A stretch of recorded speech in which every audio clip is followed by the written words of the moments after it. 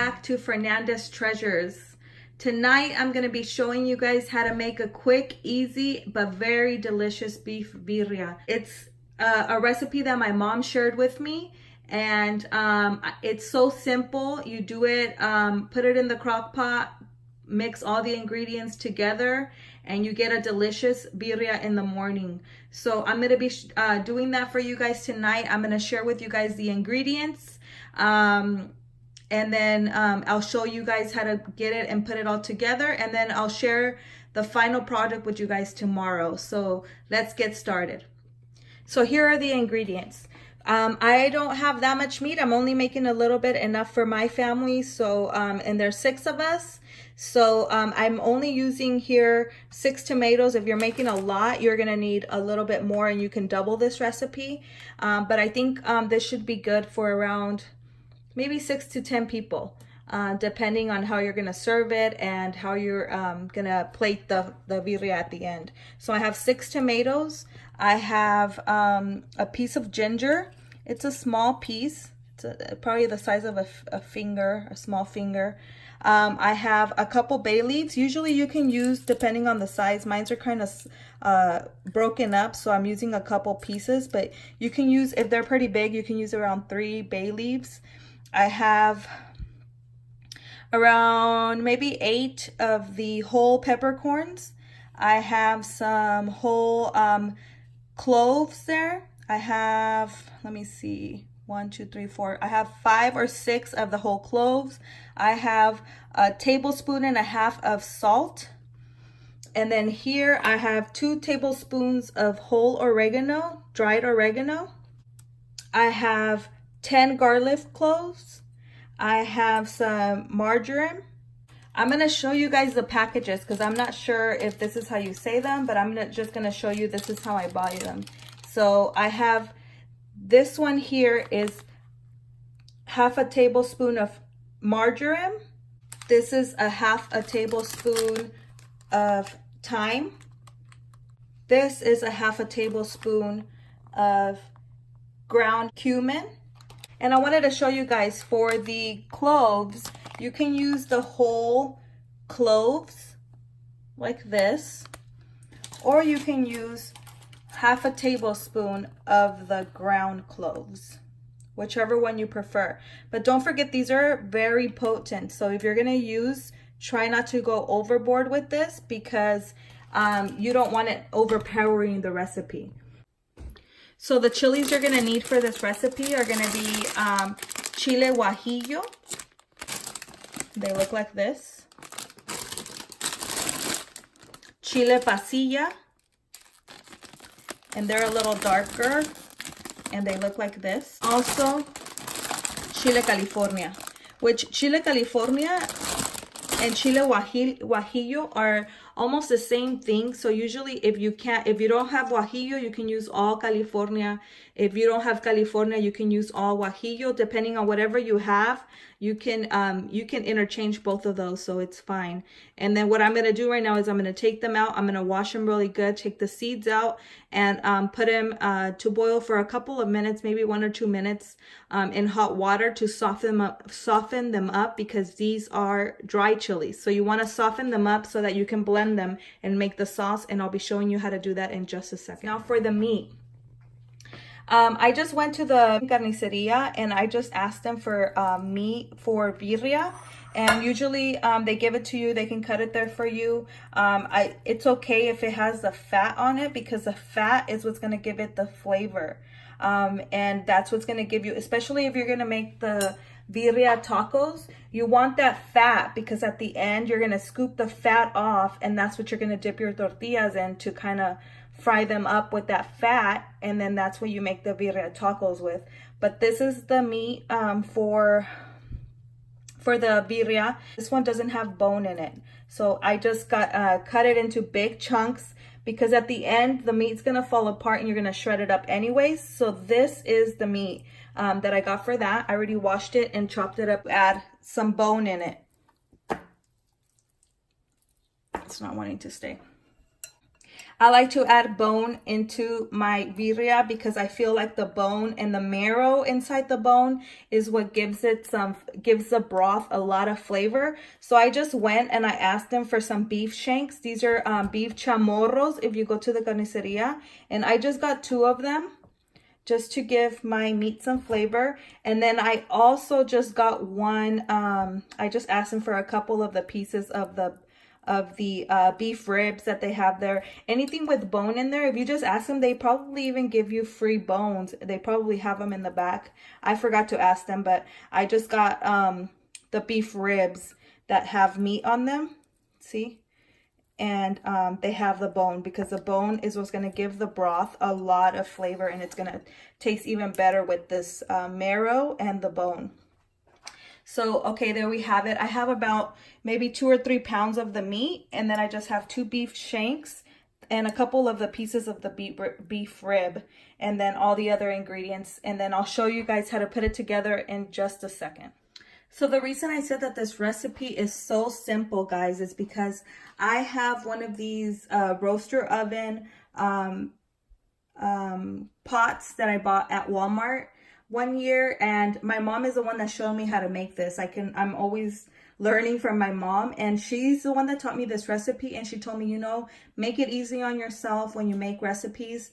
You're always on the go. Why don't you buy yourself? So I have the smaller crock pot that everybody has in their kitchen, but this one here I use when I make bigger portions or bigger things. I've made menudo in this pot. I made pozole in this pot, birria. I've made pulled pork, different things that I can. It's a bigger size pot. It's 18 quarts, as you can see, and so it fits a lot more. And so I use this for like when I'm gonna make a bigger portion. And so this one is so simple. It's just like a crock pot. I just set it to a lower temperature and I leave it at night, and then in the morning whatever I'm making is already done. So that's why I already have my meat in here ready for me to pour all the sauces, and I'm going to show you how to make that next. Okay guys, so here are the chilies. Like I said, I already washed them. These are, I'm using around 7 or 8 of the California chilies, the California chilies. I'm using these pasilla chilies, are pretty small. Move it to my hand. These pasilla chilies are pretty small, so I'm using 3 of the small ones. And then the guajillo chilies, I'm only using 5 of them in there right here. They're pretty small too. So they're all washed. And now what we're going to do is we're going to put them in the pot of water to soften them up. This is only going to take about a minute or 2. The water's already boiling, so I'm just going to put them in there.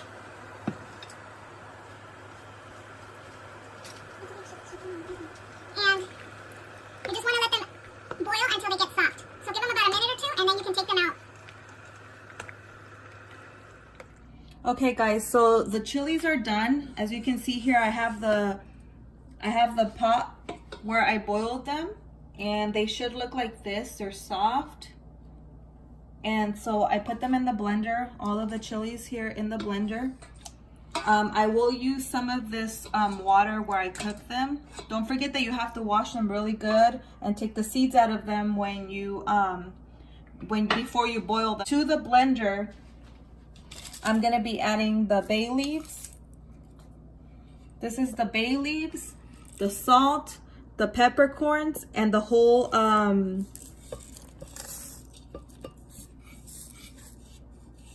cloves.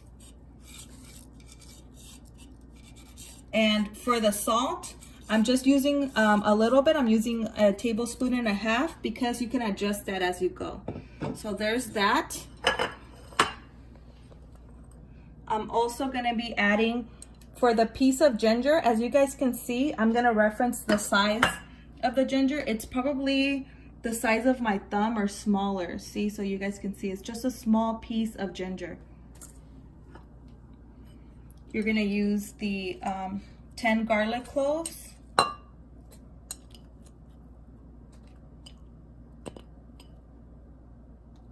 The cumin, the thyme, and the marjoram. That's all of that in there. And then I'm going to be adding a little bit of this juice.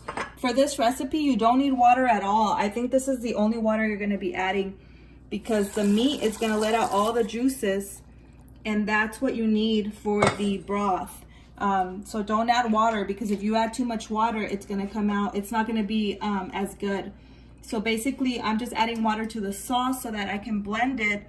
And what I am gonna do is I'm gonna strain it afterwards before I put it on the meat, because this sauce will give a lot of the, or my blender, or if you don't have a really good blender, it'll give off a lot of the skin and some of the seeds. So I will strain it before I put it on the meat.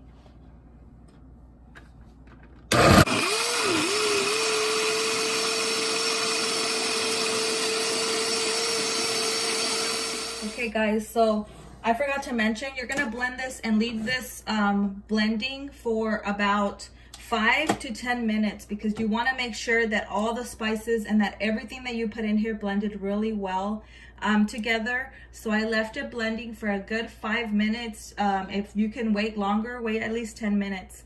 And I know guys, my strainer has seen better days, but I have a better one, but this is the one I like. What we're gonna do now is we're gonna strain our sauce. And this can take a while because you're gonna do little by little. You're gonna strain your sauce all into your meat. I boiled up the tomatoes like I showed you before. We have them all boiled. So basically what you're doing is you're making 2 different sauces. First, the red sauce with all the chilies and the spices. And now what we're gonna be doing is we're gonna be blending up the tomatoes with the oregano. And my mom said it's just tomatoes and oregano, but today I'm going to be trying and I'm going to be putting in some of this chicken flavor bouillon. If you have the beef one, you could try the beef one. I just have the chicken one, so I'm going to add that in there. I like the way that gives flavor, so I'm going to add that into it too.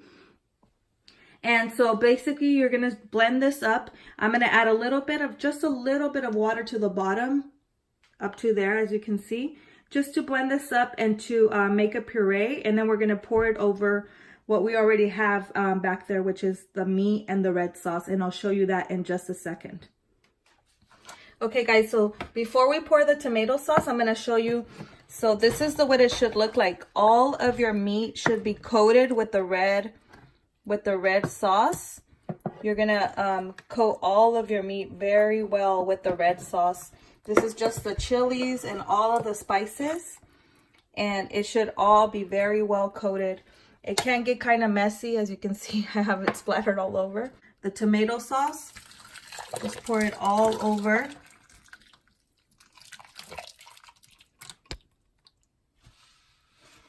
Mix it very well. And basically, the meat is gonna cook in the sauce, and it's going to release all of its juices, and it's going to make this delicious broth that you'll see in the morning when I show you. It's going to be so good. If you've never tried birria before, it's like a specialty. It's like a special dish that they serve like at parties, at different Mexican events like weddings, quinceañeras, different parties. I'll show you the finished product tomorrow morning, but for now what we're gonna do is we're gonna plug in our pot.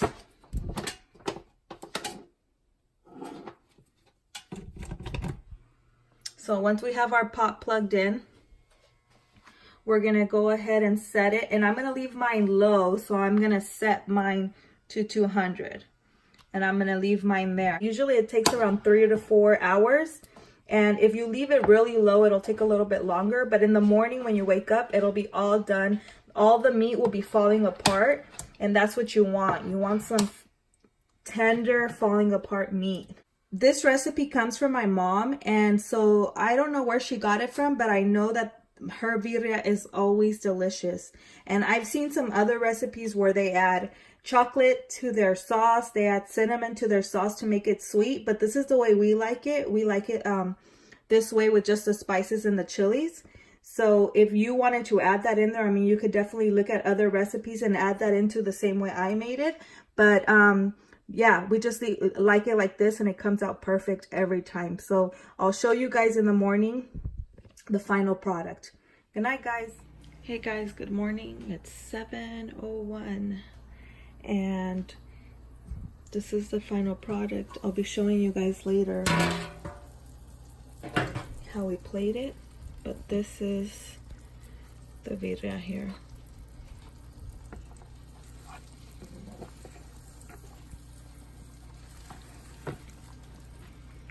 See the bones, the meat came off the bones. And the meat is falling apart. Later, when we get home from work, I'll show you guys how we played it with rice, beans, and everything else. But yeah, this is the final product. All right, guys, it's 5:50 right now in the afternoon, and our birria has been done since this morning. I showed you guys, but now it's time to eat. So what I did is I turned the power back on this pot and heated it up back in here, and this pot heats up so quick, guys, so it's so fast to just have dinner. I kind of with the spoon kind of went through and kind of shredded up the meat just with the spoon. Usually if the pieces of meat are a little bit chunkier or bigger, I would take them out and then just shred them up and put them back in here. But right now the meat is just falling off the bone. So what I did do, the broth was looking a little thick, so what I did do is I added 1 cup of water and I just heated it up, and I did, like I said, skim the fat off of it. That's the fat that if you don't throw it away. If you want to make tacos, birria tacos, you can keep that fat, melt it with a little bit more like oil, and then what you're gonna do is you're gonna dip your tortilla in there, and you will fry up your tortilla with that fat. Sorry guys, I'm making flour tortillas for my husband when he gets here, and I serve him his plate. So yeah, this is the result right now, and it's ready to serve, and I'll show you guys in just a second the way I plate it and the way I serve this for my family. Okay guys, so here's the final product.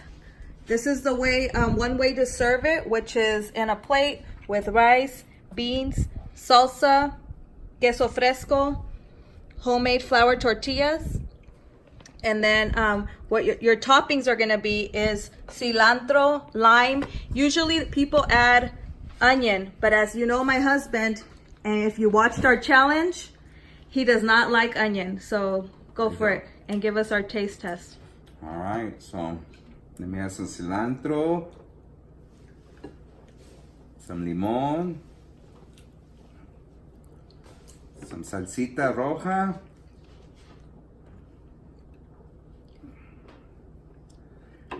and here we go. All right. Oh my God. Fire.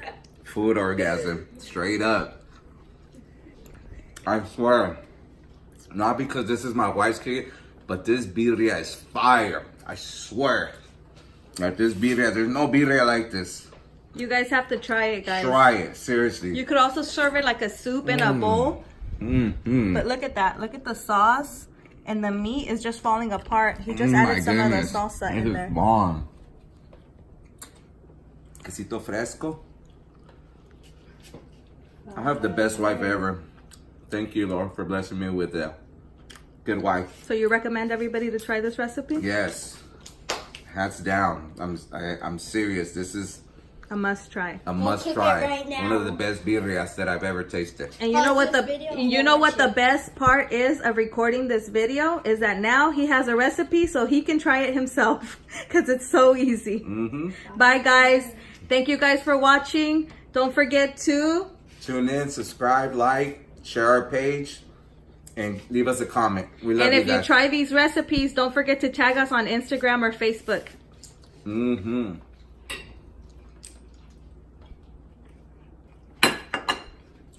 What do you think about the birria, Jojo? I haven't tried it yet. Looks good. I tried it earlier. It was good. Or like a little piece. Very important thing, guys. We like to share our dinner as a family. We always eat together no matter what it is. Even if it's fast food or anything else. We always eat together and we eat as a family. We fight like a family. We eat like a family. We laugh like a family. Pásame una servilleta, please.